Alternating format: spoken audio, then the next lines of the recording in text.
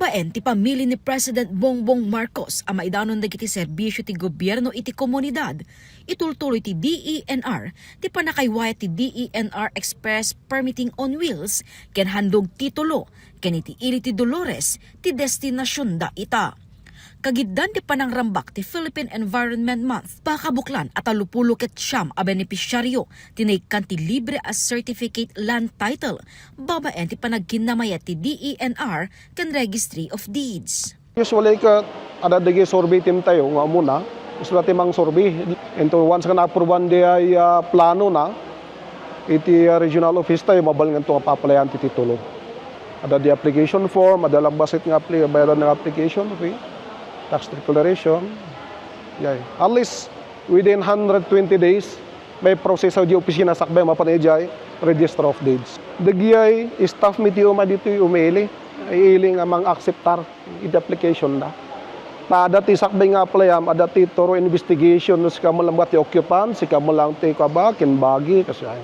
Tapno ma-avoidan di ay conflict claims conflict later on. Gagem ti panakaydanon dagiti serbisyo ang makainot ken matulungan dagiti aplikante.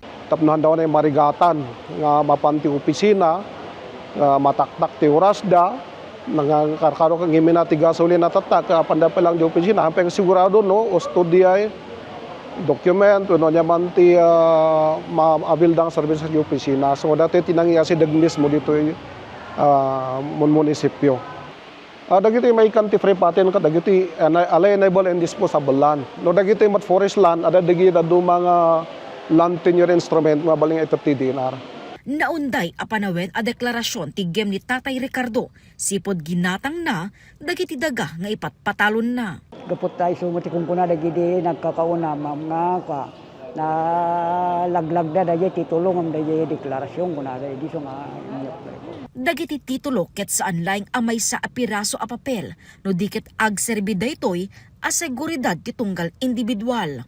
Importante nga iti maysa nga tao ket adda ti certificate of title na kasi daytoy iti makunkuna nga conclusive, absolute ken strongest proof of ownership.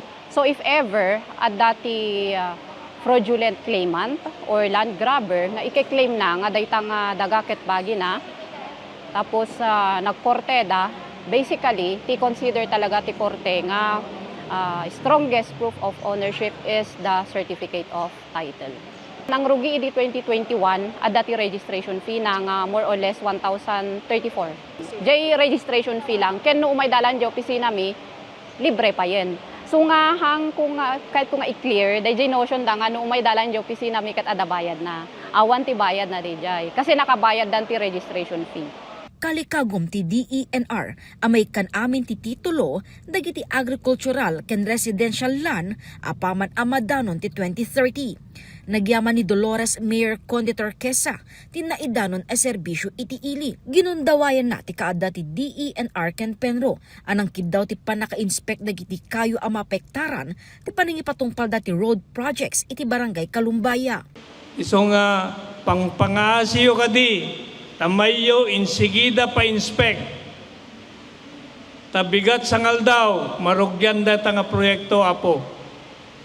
Dato widening iti kalsada barangay road datoy ngem kayat ko nga makastruck iti fire truck, ambulansya ken police jeep ngagsisinabot.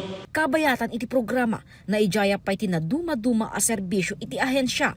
Kasti seedling distribution, babaen ti community pantry, tree cutting permit application, transport permit application, free patent application, chainsaw registration and renewal, private tree plantation registration, ken EMB online permit assistance. Jessica Boreta, Balitang Solid North.